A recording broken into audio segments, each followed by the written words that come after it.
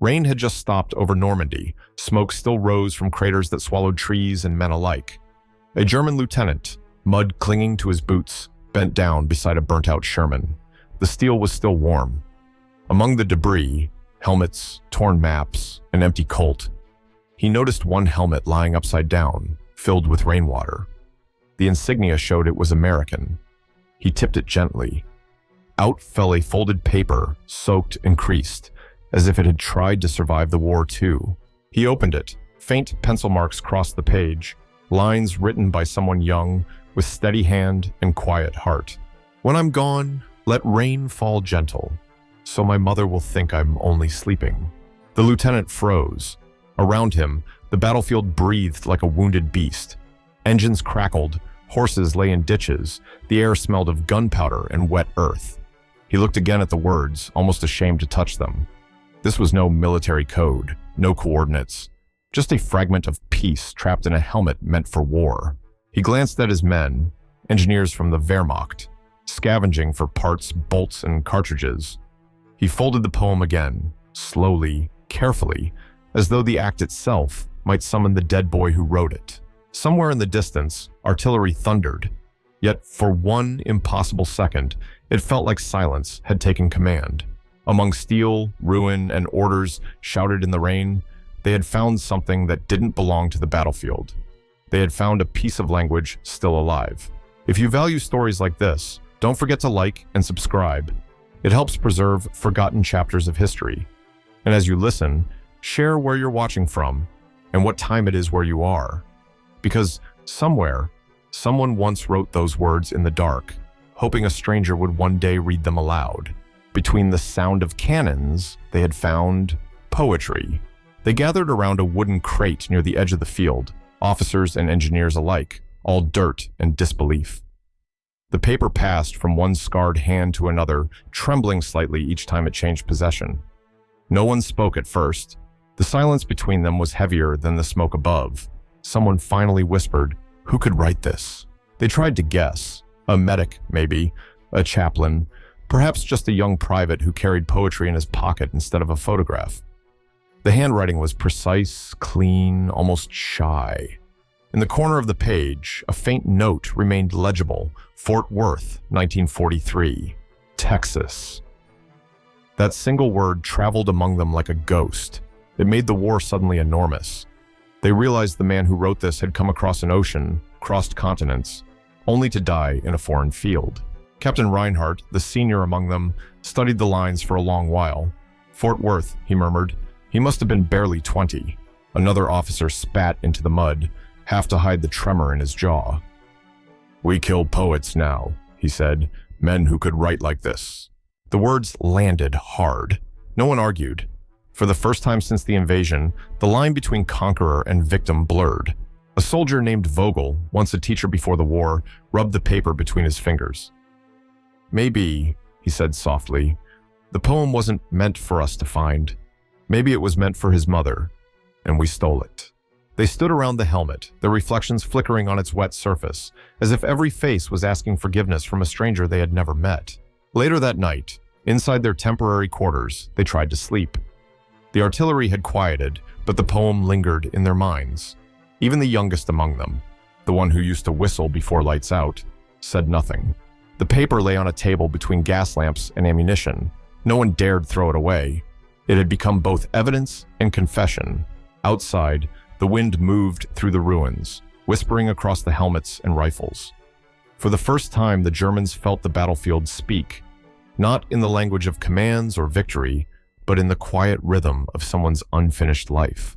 They didn't yet know the author's name, but they already feared that in killing him, they had silenced something far greater than an enemy. The following morning, fog rolled over the camp like a white sea. The poem had survived the night between coffee cups and a pile of captured maps. Captain Reinhardt placed it carefully on the mess table and called for Oberleutnant Vogel, the one who had taught English before the war. Vogel adjusted his wire-rimmed glasses, still cracked from Tunisia, and began to read aloud in German. His voice was steady but soft, shaped by fatigue and something deeper. Reverence, perhaps. "When I'm gone, let rain fall gentle, so my mother will think I'm only sleeping." No one interrupted. The men sat motionless, their breaths visible in the cold air. When he reached the final line, "If heaven is real, it must smell like home." Silence fell again, heavier than any command. For a moment, even the guards outside seemed to pause. Reinhardt exhaled slowly. "Who writes of heaven like that?" he said. "When the world smells of smoke." No one answered. The youngest officer, barely 21, pulled a cigarette from his tin. His fingers shook so badly that the match snapped twice before catching. He inhaled and looked away, his eyes wet, but not from the smoke. Someone murmured, "Heaven smells like home." The words echoed through the barrack like an accusation. They had been told that Americans were spoiled, crude, mechanical, men of metal, not of heart. Yet these few pencil lines felt more alive than all their slogans combined. In the corner, a mechanic scribbled the verses on a scrap of cardboard, afraid they might be lost again.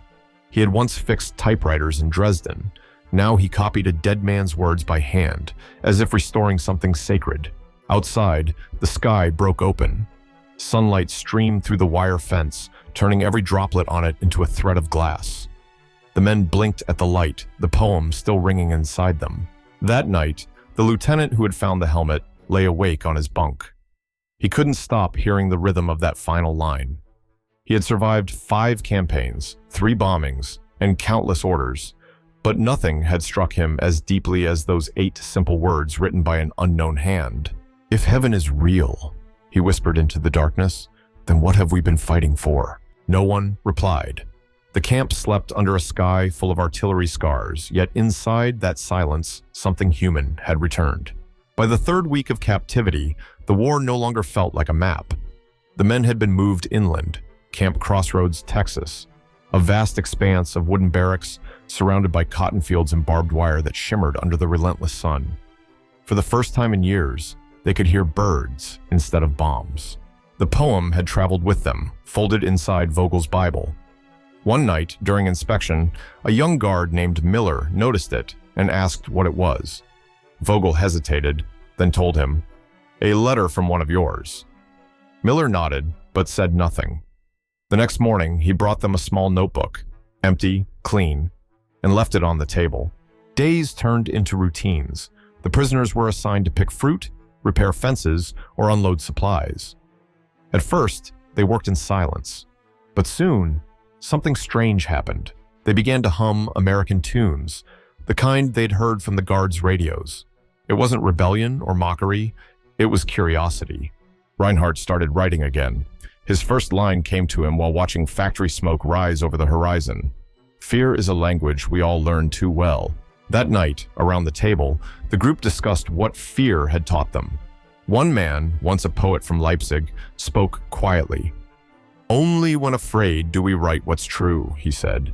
"Bravery writes orders. Fear writes truth."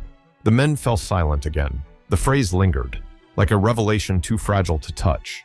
Outside, the camp lights buzzed. Trucks passed along the dirt road, heading toward the factories where women were riveting wings for planes that would soon cross the Atlantic. The prisoners could see them faintly at dusk, rows of women in bandanas, sparks flying from metal. Black workers and white workers standing side by side, eating from the same lunch pails. It was a sight no Nazi film had ever shown them. One officer muttered, "They work together, no one superior, no one afraid." Another whispered, "Then perhaps they've already won." Reinhardt, hearing this, folded the poem once more and tucked it into his shirt pocket. "No," he said softly, "it's not victory that makes them strong. It's how they live without fear." The next day, during roll call, Vogel wrote a single line in the notebook Miller had given them. "War teaches men to build walls. Poetry reminds them how to open doors." When he showed it to Miller, the young guard only smiled and said, "Keep writing." That evening, as the wind swept across the Texas plains, their barrack lights glowed like small lanterns of thought, dim but alive. Inside, the officers talked not of battles or tactics, but of words, of mothers, of the strange possibility that maybe fear itself had been the only honest thing they had ever known. Winter came to Texas softly, with dust instead of snow. The cotton fields turned pale, and the nights grew long. Inside the barracks, the men huddled around a stove, its weak flame flickering over their faces. The poem, now copied neatly into Vogel's notebook, had become a ritual. Every few nights, they read it again, each time slower, as if decoding their own humanity line by line. One evening, Reinhardt suggested translating it back into English to preserve its rhythm. They gathered around, each adding fragments, searching for words that could carry both meaning and mercy. "When I'm gone," Vogel began. Another officer finished softly, "Let rain fall gentle." A hush followed. Even the wind outside seemed to hold its breath. Across the hall, an American guard overheard them. He didn't interrupt. Instead, he returned later and left a small gift on the table. A new pencil, sharpened to a perfect point. No note, no words, just the gesture. The men stared at it. To them, it felt like a ceasefire, not written on paper but carved into silence. Reinhardt took the pencil, wrote beneath the poem, "Your fear met ours." It spoke the same language. They didn't know it, but the guard had read that line later, under the same lamp. He showed it to his friend and whispered, "They're not so different from us, are they?" For one night, war seemed far away. The men shared bits of memory. A vineyard near Heidelberg, a first kiss by the river Elbe, the smell of bread their mothers baked before dawn. Laughter returned, quiet but genuine, like something forgotten, rediscovered. The poem had done what orders never could. It made them speak of life instead of survival. As the fire died down, Vogel asked softly, "What do you think the American meant by heaven smelling like home?" Reinhardt stared at the ceiling. Maybe he meant forgiveness. The barracks went silent again, but it was not the silence of fear. It was the silence of men who had finally understood what they had lost. Dear listener, if you had been in that room, what would you have written under the poem? Would you have dared to sign your name next to your enemy's words? The night ended with the pencil still on the table, a fragile truce between two kinds of fear, neither side brave enough to erase it. The war ended in April 1945, but for those behind the wire, time did not simply stop. It unraveled. News of surrender came to Camp Crossroads by radio. Hitler dead, Berlin in ruins, the Reich collapsed. The officers listened in silence. No one cheered, no one wept. It felt less like defeat and more like awakening after a long fever dream. A few months later, the repatriation orders arrived. One by one, the prisoners packed what little they owned. A spoon, a few letters, photographs drawn from memory. Reinhardt folded the notebook last. The poem, still legible, had become worn along its creases. He pressed it flat between two pages of a German grammar book, as if language itself had protected it. On the ship home, crossing the Atlantic, he wrote a letter that would never be mailed. "To the soldier from Fort Worth, whose poem I found among death, you taught me that fear can be honest, and that beauty does not belong to the victors." He signed it simply, R. Back in a shattered Germany, Reinhardt refused to return to the army. Instead, he became a lecturer at a small university in Göttingen. His first course after the war was titled Words After Silence. To his students, he said, "Literature does not live in libraries. It lives on battlefields, in the pockets of the dying." Sometimes, during lectures, he would unfold the old poem. The students would listen, not to the language of enemies, but to the language of survival. One afternoon, a student asked if it was true that he had once been a camp officer. Reinhardt nodded. "Yes," he said quietly. "And because of that poem, I could never give an order to shoot again." He often wondered how many soldiers had written verses like that, and how many had burned with them. He kept the Americans' words framed on his desk, the pencil marks fading like a memory that refused to vanish. As the years passed, he began to quote it in his lectures, sometimes to veterans, sometimes to children. "When I'm gone, let rain fall gentle." Then he would pause, look at the audience, and ask softly, "If art can survive the war that killed its author, what else might still be worth saving?" And now, dear listener, if you had found that helmet, would you have read the poem? Or walked past it, afraid of what it might awaken in you? The question remains, echoing across decades, asking each of us what kind of silence we choose to live with. In 1961, the poem returned to light. A museum in Munich opened a new exhibition titled The Faces of Surrender. Among the uniforms and field maps lay a single American helmet, its metal cracked but clean, resting under glass. Inside it, faded and brittle, was the poem. The curator had received it from a former German officer, Reinhardt, before his death that spring. He had asked only one thing, that the poem be displayed exactly as it was found, with no translation, no explanation. Just a small plaque reading, "Recovered, Normandy, 1944. Visitors leaned close, squinting to make out the pencil lines. Most words had vanished into time, but two lines still breathed through the yellowed paper. "When I'm gone, let rain fall gentle, so my mother will think I'm only sleeping." Light from the skylight above filtered through the glass, reflecting the helmet's curve across the floor. For a moment, the reflection looked like the rim of the world. One side shadow, one side gold. In that quiet hall, an elderly man stood motionless. He was once Sergeant Vogel, now gray and bent, a teacher himself. He pressed his hand to the glass and whispered, "You're still here." Around him, school children shuffled past the display without understanding. But Vogel did. He remembered the barracks, the smell of pencil shavings, the guard who had left them that single act of mercy. He remembered how the poem had crossed from hand to hand, like contraband faith. He closed his eyes, and for a moment he could hear it again.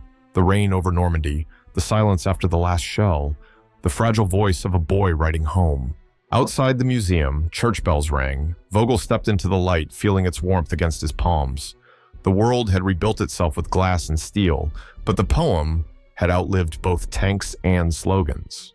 War had ended long ago, yet fear was still writing. In new languages, on new fronts, inside new hearts. He turned once more toward the museum, whispering as if to the unseen soldier, "You were right. Heaven must smell like home." The doors closed behind him. The glass case remained, catching the afternoon sun until it burned like memory itself, untouchable, enduring, painfully beautiful. Time folds around what we choose to remember. The poem, found in a helmet on a ruined field, became more than evidence of a war. It became proof that even in destruction, something still reached for grace. The officers who once spoke only in orders learned, through a stranger's verse, the fragile weight of compassion. They discovered that fear, the kind that strips away rank, pride, and uniform, can also carve truth into the soul. Decades later, historians would count millions of shells fired, cities erased, and names lost. But among those numbers, one page survived. No speeches, no medals, just a few trembling words written by a boy who feared dying without being remembered. Perhaps that is what art truly is, the final act of defiance against silence. Some nights, old men still dream of the poem. They wake to the sound of rain and whisper lines they can no longer see, only feel. And maybe that is enough, that somewhere between fear and forgiveness, words once written in pencil still echo through time. Because history does not end when the guns fall silent. It ends when we stop listening to the human voice that trembled beneath them.